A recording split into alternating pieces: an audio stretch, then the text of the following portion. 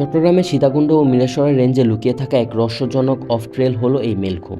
একদিনে হালকা ট্রেকে আপনাকে নিয়ে যাবে স্বচ্ছ পানির জাদুকরী এক জগতে। এই জিরি পথে বড় পাথরের চেয়ে বেশি নজর কাড়ে পানির স্বচ্ছতা। রোদের আলো পড়লে মনে হবে যেন পানির উপর ছড়িয়ে আছে রূপার ঝিকিমিকি। সীতাকুণ্ড ও মিরেশ্বরাই রেঞ্জে যত জিরি রয়েছে তাদের মধ্যে এখন পর্যন্ত সবচেয়ে পরিষ্কার একটি ট্রেল। মেলখুমে প্রায় সময় পর্যটক হারিয়ে যাওয়ার রেকর্ড রয়েছে এবং কিছু অদ্ভুত ঘটনার কারণে মেলখুমকে সরকারিভাবে নিষিদ্ধ ঘোষণা করা হয়েছে।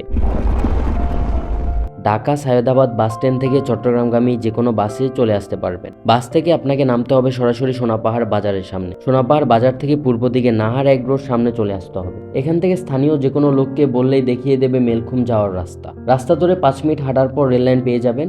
রেললাইন ক্রস করার পর মাটির পথ ধরে 15 মিনিট হাঁটার পর ছোট একটি কালভার্টের দেখা মিলবে। কালভার্ট থেকে হাতের ডানে সামনে এগুলোই ঝিরির দেখা পাবেন। এই ঝিরি ধরে 40 থেকে 50 মিনিট হাঁটার পর মেলখুমের দেখা মিলবে। মেলখুম ট্রেলটি একটি রিজার্ভ ফরেস্টের মধ্যে অবস্থিত হওয়ায় চট্টগ্রাম উত্তর বন বিভাগ এখানে সর্বসাধারণের প্রবেশ নিষিদ্ধ ঘোষণা করেছে।